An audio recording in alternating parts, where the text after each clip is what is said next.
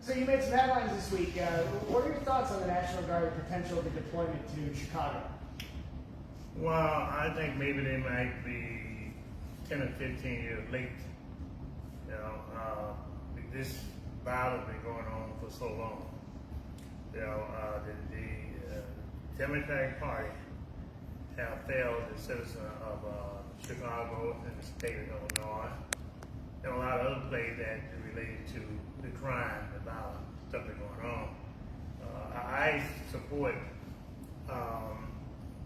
President Trump on this one. There's a lot of things I do not agree with what he might have done or going to do, but on this one here, crime, I support him 1,000% in terms of sending it here. The mayor, the governor, have a lot of security around them. But what about the security around the people? You know, you get tired of having people to bury their loved ones. You know, the crooks, I call them, commit these crimes, don't get caught. You know, and so now there's somebody gonna finally do something about it. You let them come in. One life make a difference to a lot of people. You have senior citizens who are afraid to come out their homes. You got people who are afraid to ride the bus, the L, the subway. You know, it's about time. You've been a long-time member of the Democratic Party, former presidential candidate, ran as a Democrat. Mm-hmm. Where do you think the party got this wrong, especially in Chicago? And it's like you said, it's been 10, 15 years. What was the turning point to make you realize that this was going the wrong way? Well, first of all, in 1995, I lost a son, you know, to gun battle, you know. But even before that, the citizens themselves would be going on. You know, these areas in Chicago here, you got 5 or 6 or 7 areas where this crime is real high. You know, if this type of crime was happening in suburban other places like that, the city would be turned upside down. You know, but I think a lot of it too is political. You should not use political when it comes down to people's lives. You know, and like so, okay, you get a lot of the leaders in the community, you know, not supporting the National Guard coming in. Okay, a lot of them get grant from the establishment. You know, a lot of them got jobs. You know, a lot of the things going on that should not be going on. You know, and making decisions saying I'm for this when the community not for this type of situation that is going on, they want to stop. You know, and we have to put an end, a stop to the killing that's going on. And so, but the politicians, you know, they play with people's lives. And then you have somebody like the governor. So, and let me just tell you about this. I don't think the governor have, particularly the African American interests at hand. During the time when he was, they were getting this thing ready for the U.S. Senate, when he mentioned it, caught on tape, when he mentioned about the black people was offended. That's why I get into it, because he mentioned that, look, Secretary of State at that time was Jesse White. He said he is the least offensive. He can't represent me, you know. And he can't represent the African American men saying something like that. Now he apologized for it, but he shouldn't have said it. All right? But all this crime that is going on, he still allows for it to happen. And then the mayor right along with him, you know, when it should not have happened in the first place, put the resources into it. There right now is down 1,500 to 2,000 police officers. Crazy or something? You know, let the National Guard comes in here and any other kind of guard to stop this problem. You know, it's crazy. Well, the idea, you know, you said that there's politics at hand. Well, the governor, the mayor, would point around and point the finger at the president and say, this is all politics, he's playing politics. Do you think the idea from the White House to have Guard come out to Chicago is a political move? I do it this way.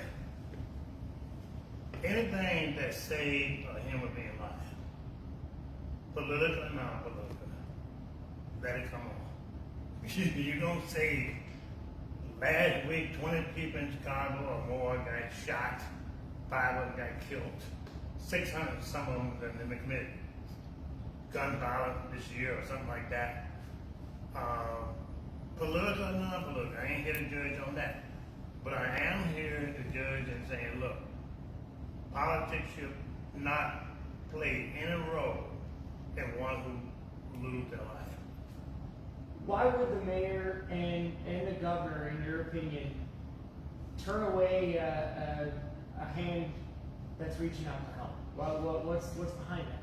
I think they're putting their own personal opinion, situation into this area. I think they're saying, okay, the state of Illinois and Chicago is our responsibility. We're going to continue to take care of our responsibility. But they have failed in their responsibility. They said crime rate is down, right? Well, they may be down, but still a lot of them get killed. You know, I think it's political turf. I think that they're playing with fire. I didn't think that they, have lost it. People talk about mental ill come in certain ways, you know. I say that when you do a thing like this here, that they're not going to allow help to come in.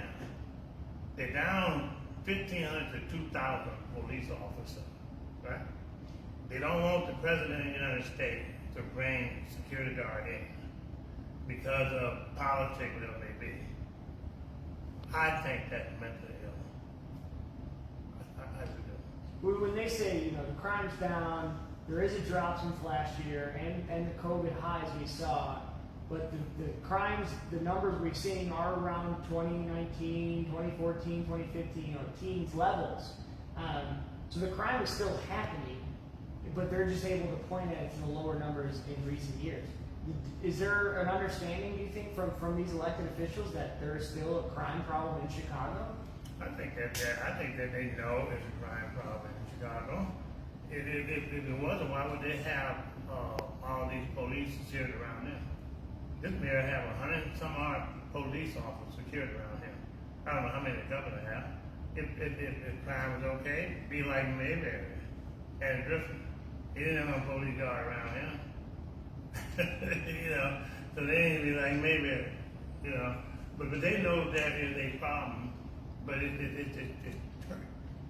they don't want to come over in this area here and nobody that do this and that. But look, when you lose a loved one, it's rough. And if you go through losing your mother, father, sister, brother, that's one thing. But if you lose a son like I lost one, it's a whole different situation. All right? You don't play politics with people who out here losing their life and they got to take their loved one to the cemetery. You don't play with that. You have to draw a line. Yeah. And that's what I was going to ask is, what made you want to speak out this past week and in recent days about this issue? Like you said, this is personal with your son. What in the recent days has sort of led to you wanting to raise your voice on this? Well, because I don't want to see nobody else lose their sons, though. I don't want to see somebody spouse leave out the house and get shot or robbed to gun violence. It's more than just about my son. It is about other people's sons and daughters and other people's sons as well. I know it's a political hot potato, but forget about political stuff when it comes down to life. I understand the situation. Plus, I understand the situation that the criticism maybe towards me, but it's okay. I can take it. I would recommend all of the people who are watching this broadcast here now speak out for what's right, what's true, but value life over politics and personal issues. Have you heard from any of the elected officials? Have they reached out to you to talk about this issue or anything of crime in recent months or years? No, I'm sure they won't, but I've not heard from them. I've not heard, in fact, I've not heard from anyone. I watch my Facebook and stuff like that and see what's going on, you know. And there's some negativity, but the majority of it, just go to Willie Wilson Facebook, and you see a lot of it positive. But there are a lot of people out here that feel the same way I feel. But because of political situation, things of that nature, they're too afraid to speak out on it. When you see the governor rather running or running on the lakefront earlier this week, posting on Facebook on social media that this doesn't look like a hellhole as he's on the lakefront at 6 a.m. Do you think that resonates with people in neighborhoods that are seeing these crimes or losing loved ones on a daily, weekly schedule? I don't know. I think the governor is trying to run for president of the United States. It's a shame that he has to do things like this to be president of the United States. You know, I think that is what the issues are. I bet you when he was running up on the lakefront, take a look at your camera and see that he has a security guard, police officer on the side of him. You know, so I believe in look, you're gonna be real. Your first job of a politician is to protect the citizen. You know, I applaud President Trump on this one, protecting the citizen. If the Democratic Party can't get together, he has put the National Guard in here to take care of the problem. Now, if you look at Washington, D.C. here, you can't argue with the number. 11, 12 days, whatever many days it's been. There's been like zero crime now. Those people, I'm sure, if not been there, a number of the people would have got killed, hijacked, and everything else. You save a lot of people, family, from taking their kids, spouses to the cemetery. You know, because of that act that he did, whether it was political or not, it doesn't matter. You know. Yeah. If that's what it takes to save life, let's do some more political. You see, the mayor of D.C., Muriel Bowser, came out this week and said that this is working, even though she's no friend of the president. Right. She said this is working. Don't you think that Mayor Brandon Johnson would look at something like that and say, okay, maybe it's time to pick up the phone? I would have been pick up the phone. Now, I've never met President Trump in my life. I've never been in the same room with him in my life, you know. But if I ever had the opportunity to do so, this is one of the situations that I would bring up and talk to him about, you know. Now, there are other things that maybe he has done, that he have done, that I don't agree with, but that ain't about that issue, you know. But it's about this issue right here that I would have had a deep conversation with them. Who would not want National Guard to come in when you got in Chicago like a war zone? You know, in any neighborhood. You're too afraid to go out in those neighborhoods. You know, that's like a war zone. Nobody should be confined to their house because of violence. You know, and it's a mind-boggling. I don't know some of these leaders, so-called leaders out here, and I say this, African American leaders, I say it about African American, some people in the community, I say it about African American pastors, preachers, and everybody. I say it about all of them. They have to think about themselves. They don't want some security guard in there because of whatever the reason, political wise. What about the people sitting in the congregation? People that have lost loved ones. I'm going to eventually call and meet and go out and talk to some of these women and men that have lost loved ones like me. Get their opinion. I'm going to do that very shortly. The president earlier this week had called Chicago a killing field. Is that a stretch of words, or is that pretty accurate with what we're seeing here? I'd say accurate. Look at the record. Way back. I'd say very accurate. The last hot day or the week before last, 20 like some people, but prior to that, one day, I forgot what day it was, like 46 or 45 people. The numbers are ridiculous. But it ain't just now started. If I work a job and don't do my job right, they're going to fire me. Right? These guys, what are they waiting for? I mean, this is every weekend. So what are they hollering for? They're not done their job. You need a recall on the mayor and everybody else, you know, to get the job right. A lot of advocacy groups and the mayor have criticized the White House for Doge funding cuts and freezing of funds as investigations into the city and policies go in place. Do you think that more resources, a lot of advocacy groups we heard from this week have said, we need more resources, the money that's being blocked to help go to these communities. Is more resources as in funding the answer, or is it something like a deployment of more hands on deck? I think resources help. You know, I also, before with the resources, but you also have to hold people accountable as you're going. You can't say I need resources over here and the crime's still going on. You can say I need resources, yes, and I agree with that. But you also need more security, more police officers to protect us, the citizens. You know, so I think resources needed, but you cannot focus just on resources. You got to have security along with it. You know, and so the mayor has said that over policing could lead to more issues. Do you disagree with that, or where do you stand on this issue? No, it's not over. It's not too many police. It's not enough police officers. Now, this mayor here, he pulled all the police officers out of the schools, public schools. Look how much the school shooting going on around the country. But he also did this too. If he needed more resources, he had illegal immigrants. And the governor and him has spent over $1 billion. I ain't talking about legal, I'm talking illegal.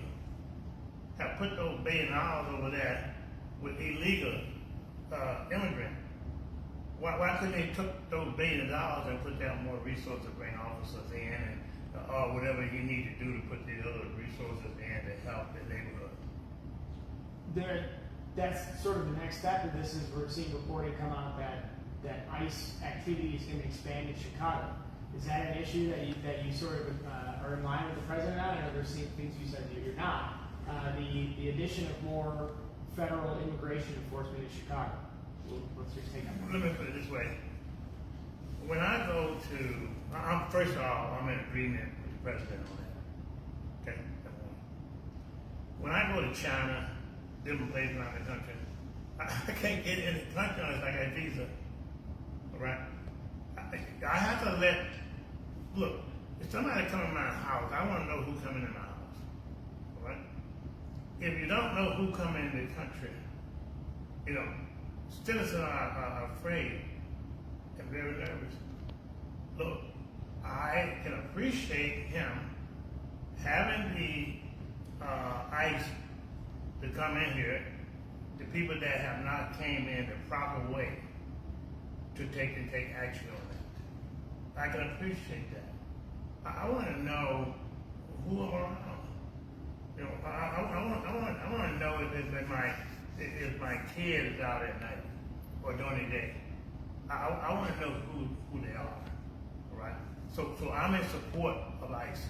Now the other thing about ICE is that, look, the Democratic Party, they let them all come in, which is wrong. They should check them, and everybody should come in, right? They come in over the borders and the whole 9 yards, not checking anything. I think the Democrats they're lost it. They have lost their identity. I speak for what I feel that is right. I speak for what I feel is wrong. I'm not on anybody's payroll. I don't care whether you're Republican or Democrat. I say you got to be for the people. And you have to speak your heart out here to help make a difference, to change things, versus playing with politics or owe somebody something, or let money be the judge of it. There's a lot of discussion about identity sort of issue with the Democratic Party of today. What do you find is the big problem that faces the party that you've been a part of for so long?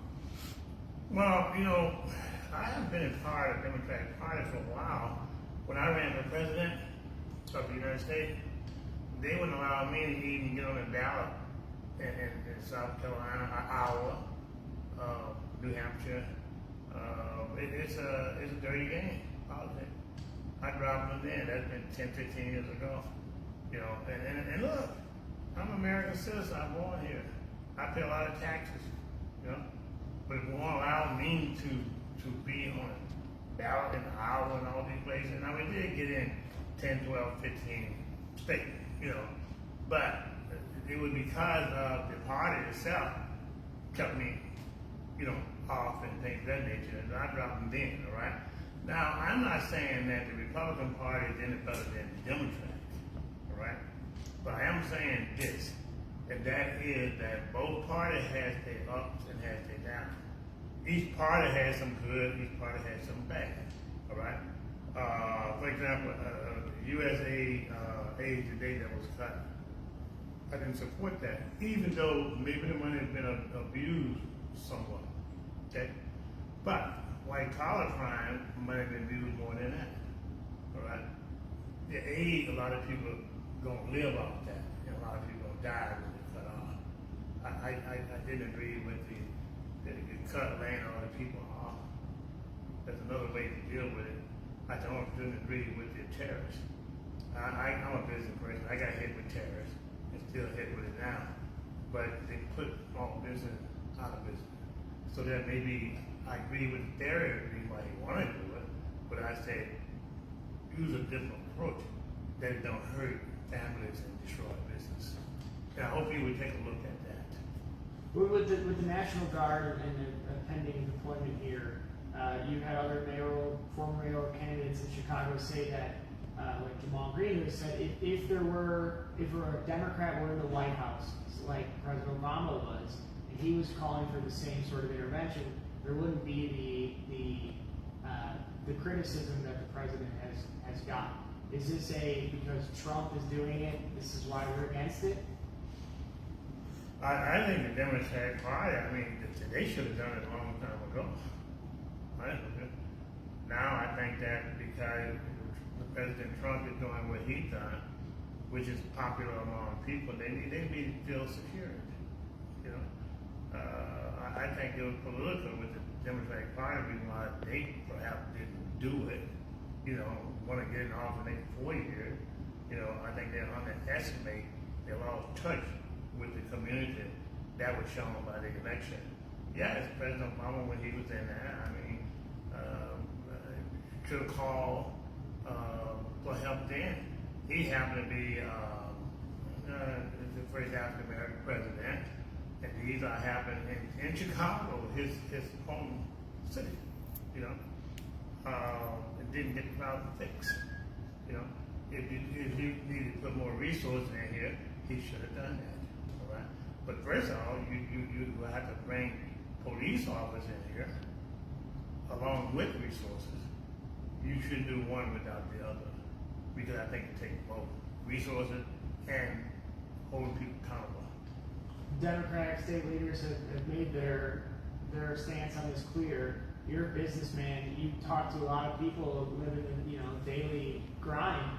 What are they saying on this issue? What are you hearing from people you're talking to about how they feel about the National Guard? I'm hearing positive things. Look, I know of a lot. There are a lot of people around the country, particularly Chicago, and look, they on the side, but a lot of them cannot say something because being political correct per se. I guess I use that word. They're not gonna touch it, But there's a lot of them feel the same way. If you took a survey today on this same issue, particularly in the African American community or even in the non-African American community, they would be on this side. Look, it's just some way, you can't ride on holiday. The ridership is down. You walk out here and look at everybody. I took a ride on the CTA, so we're killing back here a few years ago when I was running the mayor. People was afraid, and so I think look, people should elect the right people who's not going to be faking. This governor, this mayor is a disgrace to the state and the city of Chicago for what they've done to the citizens of Chicago as related to crime. And you think the people here are scared? Hmm? Yeah. Yeah, I know. There's too many lives been lost. Too many lives been lost, and too many criminals still walking around doing the same thing. When is it gonna stop? You know? When is it gonna stop? I don't know I don't know how many security that the president have around him, but this man got 100 and some odd security around him. All right, but that's showing fear right there from them having personal security. But what about me? What about my brother, my sister, my friend, my cousin, or my business associate? You cannot open up a business in these inner cities that is afraid. They're afraid to open them up because of crime in our own neighborhood. The people in our own neighborhood not gonna go out and shop all in our own neighborhood. They scared. They have to go, some of them, but they fear out there, right? So when you got that kind of fear in your own neighborhood, and not just happened a month or 2 or 3 years ago, or etc. It's been a long time. Somebody needs to have the gut to reach out and say, stop it. So look, like President Trump or not, when somebody do right, they're gonna help the people. They got my support, political or non-political. I think that it should work. And then for somebody to say it again, somebody like the mayor or somebody like the governor to take and fight to not allow President Trump to send in security to protect his citizens that they cannot protect. It is a serious issue and a problem in today's world in 2025, right? If they could do it, if they were doing the job, that's one thing. Then okay. But if you're not doing the job, you let somebody else come in. They should have picked up that phone, called the president, and said, look, let's work together. Bring the guys in and work with us. Let's get a plan, work together, and straighten it out. But these jokers ain't even taking there and calling the president even to ask. Because of personal situation. They don't represent me on this case from a personal situation. Touch, do you have anything that we didn't hit on, Touch? No, you got it. Do you have anything that we didn't touch that you think that folks should know? Well, I think this here, I think that this situation, Chicago is a beautiful city. The shoreline out here, the view out here, the citizen is made up of different nationalities. There's 77 communities in the city of Chicago, right? I would hope that this would get to the president. He has the ability. It is that to come in and take control to work with the citizens of Chicago, the political leaders, et cetera, fix the city. Crime number one, right? Education out here, right? Holding the funds up and things of that nature. I don't know that I agree with all of that, but I think maybe pushing, if we're gonna get the job done, then we should get the job done. But I also think that the president, maybe the people, the politicians who won't talk to him, talk to citizens like myself. I'll put together 100 or 200 or 300 minutes in the state of Illinois, and he can come and talk to them. I hope to get back to the president. I will put together that many passes just in Chicago. I'll put together at least 500 plus passes and talk to us. We'll tell you real good what we need. We support who support us and our community. So, Mr. President, if you're looking at this message, okay, I won't look at my Facebook, what was on Facebook. I won't get my phone number out because everybody have it here, right? But you know how to catch me. Congressman Miller knows and things of that nature, other people that I happen to know. I'm easy to get a hold of.